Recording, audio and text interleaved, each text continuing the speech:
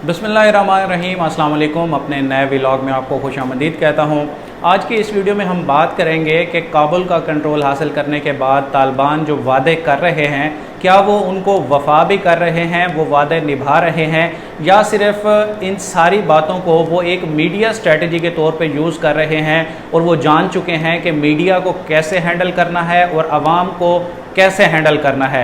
मतलब क्या तालिबान जो है वो मीडिया के सामने एक और चेहरा दिखा रहे हैं और अंदर अफ़गानिस्तान में आवाम के साथ जो उनका रवैया है वो मुख्तलिफ है। इस हवाले से दो तीन प्रोमिनेंट जो ख़बरें हैं आज सुबह से लेके अब तक की, वो मैं आपके सामने रखूँगा। एक तो सबसे बड़ी खबर ये है कि अफ़गानिस्तान का जो नेशनल रेडियो और टीवी है वहाँ पर ख़वातीन को काम से रोक दिया गया है। गुज़श्ता रोज़ जब दो ख़वातीन वहाँ पर अपनी मामूल के मुताबिक ड्यूटी पर गईं तो उनको वहाँ पर ऑफिस में दाखिले की इजाज़त नहीं दी। और फिर ऐसे ही ये दो ख़वातीन हैं जिन्होंने अपना नाम ज़ाहिर किया है। एक शबनम खान है, दूसरी खतीजा हैं, जो कि अफ़गानिस्तान के नेशनल रेडियो और टीवी में काम करती थी। तो उनके मुताबिक जो अभी वहाँ पर डायरेक्टर हैं उनको तालिबान की जानिब से अपॉइंट किया गया है और तालिबान के उस डायरेक्टर ने उनको बताया है कि अभी जो है उनके हवाले से कोई फ़ैसला नहीं हुआ। जैसे ही इस हवाले से कोई फ़ैसला कर लिया जाएगा कि ख़वातीन को जो है वो काम पर रखना है या इस हवाले से कोई और स्ट्रेटजी मुरतब करनी है तो फिर उनको आगाह कर दिया जाएगा। ये जो खातून है खतीजा, इनके मुताबिक जब से तालिबान ने काबुल का कंट्रोल हासिल किया है और Afghan national radio and TV पर भी इनका कंट्रोल हुआ है, तब से अब तक लेकर प्रोग्राम्स की जो तरतीब थी उसको टोटली जो है वो चेंज कर दिया गया है। और अब जितने भी वहाँ पर ब्रॉडकास्टर्स हैं वो सारे तालिबान की जानिब से अपॉइंट किए गए हैं और अब अफ़गानिस्तान के नेशनल रेडियो और टीवी से कोई भी फ़ीमेल एंकर जो है वो काम नहीं कर रही।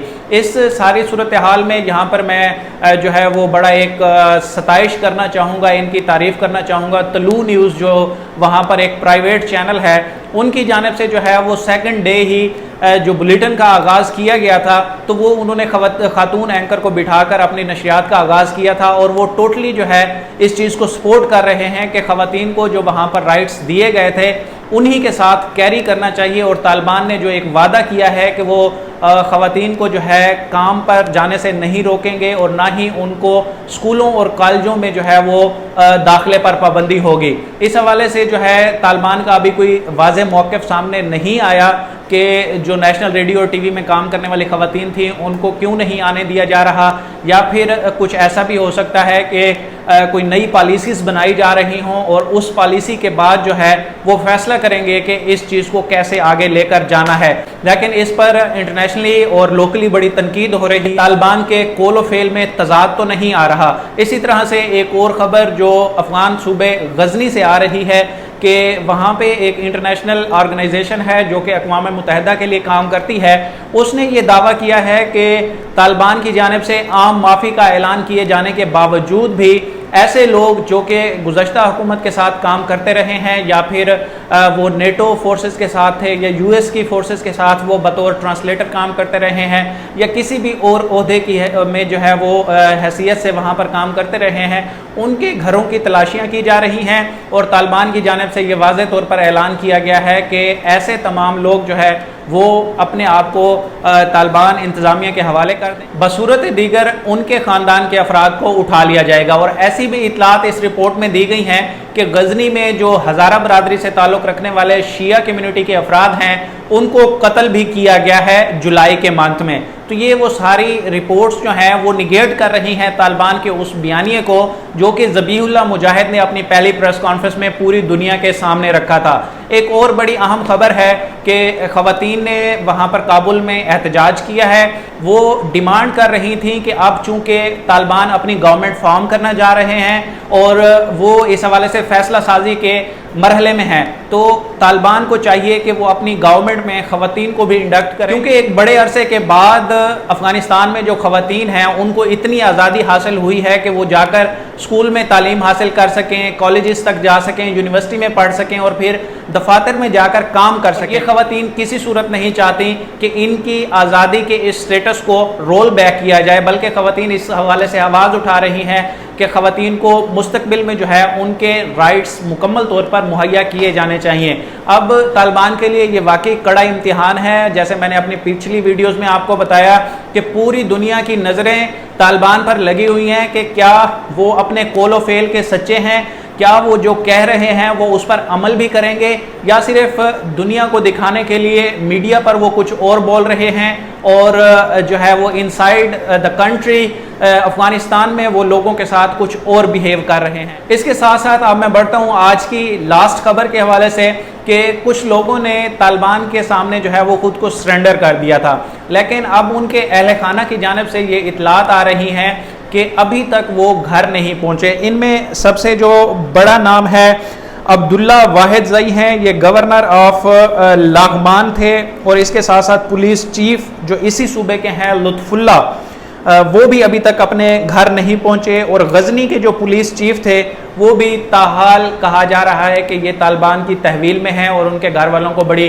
परेशानी है कि जब उन्होंने सरेंडर कर दिया था उन्होंने मज़ाहमत नहीं की और तालिबान भी आम माफ़ी का ऐलान कर चुके हैं, तो अब तक जो है वो उनके घर वाले वापस क्यों नहीं आए। तो इस हवाले से तालिबान पर बड़ी नज़र है लोगों की, अवाम की, और अवाम देख रहे हैं कि तालिबान किस तरह का रवैया रखते हैं उनके साथ। और यकीनन अगर तालिबान की जानिब से कोई डिसऑनेस्टी की गई कि वो जो कह रहे हैं और उनके करने में कुछ फ़र्क हुआ, तो अफ़गानिस्तान की अवाम मुझे लगता है कि वो मज़ाहमत ज़रूर करेंगे, क्योंकि अभी जो तालिबान के आगे उन्होंने मज़ाहमत नहीं की वो सिर्फ इस वजह से नहीं की कि पहले वो एक लंबी जंग में पिस चुके हैं और वो नहीं चाहते थे कि मज़ीद कुर्बानियाँ दी जाएँ, मज़ीद अपने मुल्क में खून खराबा किया जाए, इसलिए शायद तालिबान के सामने तो उन्होंने मज़ाहमत नहीं की। लेकिन अगर तालिबान अपनी कही हुई बात पूरी नहीं करते तो मुश्किलात हो सकती हैं। एक और इम्पॉर्टेंट खबर जो कि तालिबान के एक टॉप लीडरशिप में है, कमांडर वाहिदुल्ला हाशमी, उन्होंने गुज़श्ता रात एक इंटरव्यू दिया है और उसमें उन्होंने एक खाका बयान किया है कि तालिबान की जो गवर्नमेंट है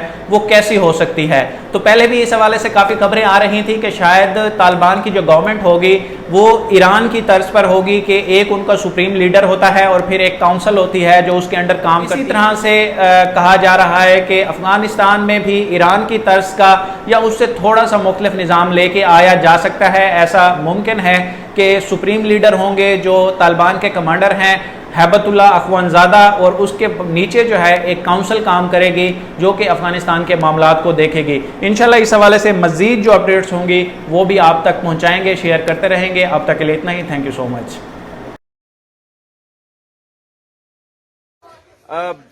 This is Mansoor Khan. I am Ambassador of Pakistan in Kabul, Ambassador of Pakistan to Afghanistan.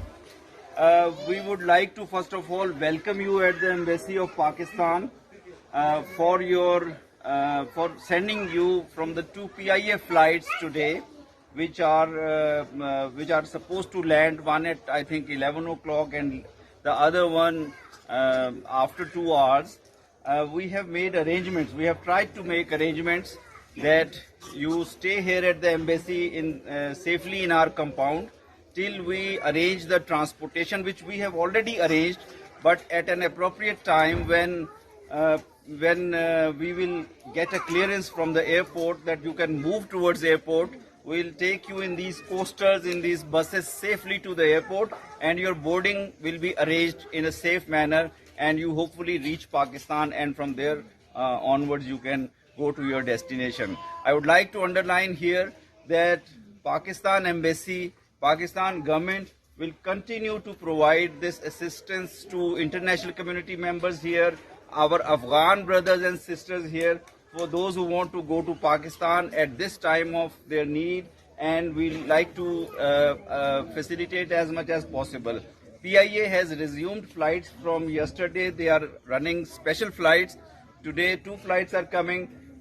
2 flights will also be coming tomorrow hopefully, and onwards more flights will be coming in the coming days. I request you to be patient, cooperate with us so that there is no panic, and we will ensure we'll make best of our efforts so that your transfer to Pakistan takes place in a very smooth manner. Thank you very much for your understanding.